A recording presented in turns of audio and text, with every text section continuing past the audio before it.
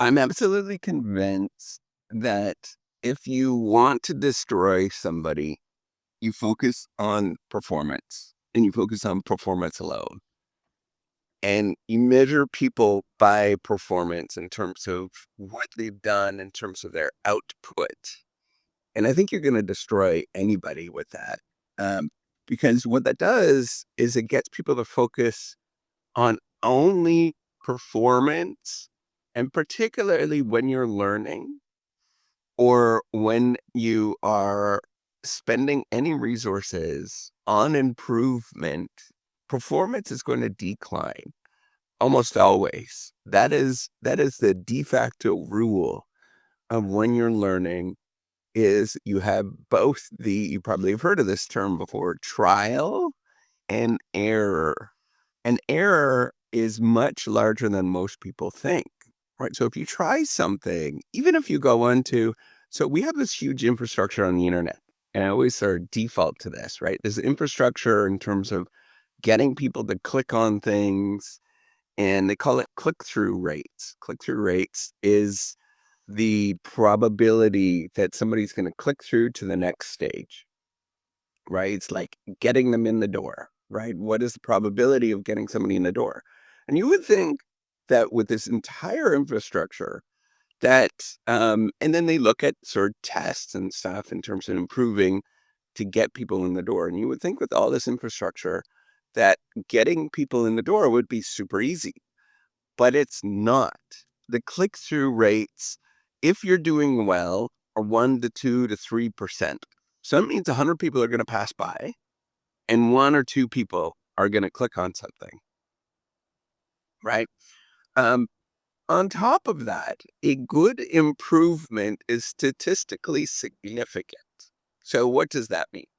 That means that you are improving from 1% to 1.2%. And if you think about that, if you were to frame it in a different way, the majority, 99% of the times that you try something is a fail in that context.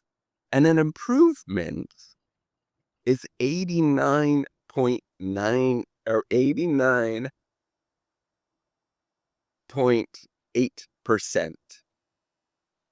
And that is an improvement.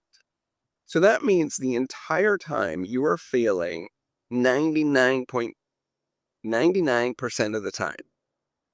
And that is the best case scenario.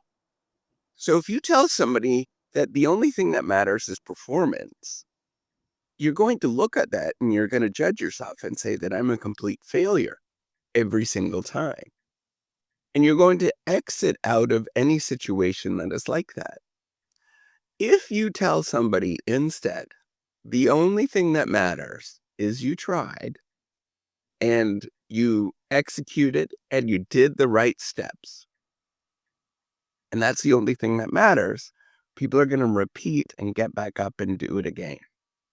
And there is a fundamental difference with how you're focusing on things.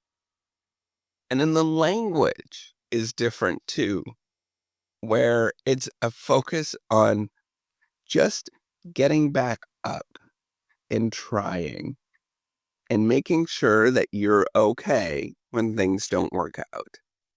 This is a complete different language than saying that the only thing that matters is performance or you doing well. Now, I've seen in my world, I've got a small world, and I've seen different coaches focus on different things with my kids. One of them being, which tends to be the focus on of coaches that I think are not necessarily, they're focusing on the thing that they think actually does matter. And that's where they focus on performance alone. And they rate people based on how well they're doing. They say they only give encouragement to the people that are doing extraordinarily well, and they only give awards to the people that are winning. On the flip side, I've seen coaches do the opposite, where performance doesn't matter. And the only thing that matters is you show up and you try and you just keep going. And there's encouragement no matter what. Who do you think has better success rates? Who do you think has people showing up every day? There's a big difference in terms of doing one or the other. And yes, you're going to likely, if you're lucky, you may find somebody that is an Olympic caliber person in the first scenario. But the problem is it's extraordinarily difficult to find them because nobody wants to show up and keep going and keep trying.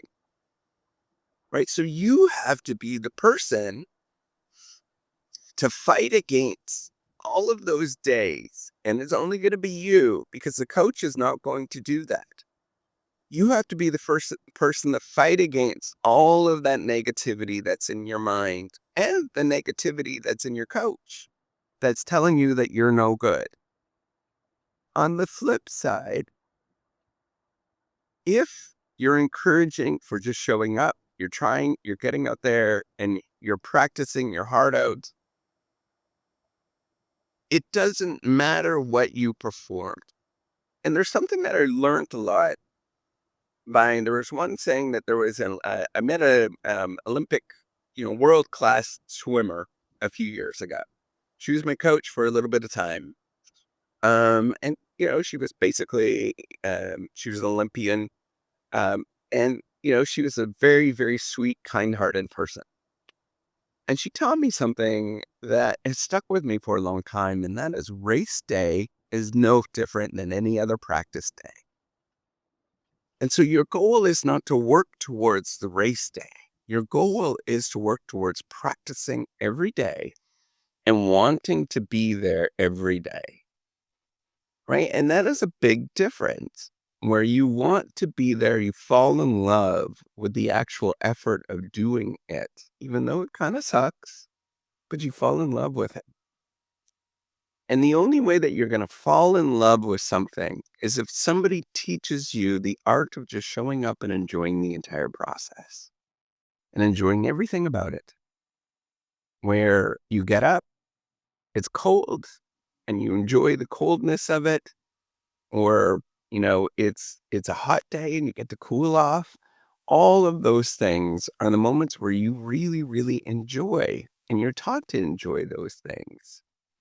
So if you can do that, if somebody in your life and yourself, where you simply just say, I just love everything that I'm doing at any given moment. And it sucks, right? Like, I'm going to tell you that there's many days that things suck and I don't like being there.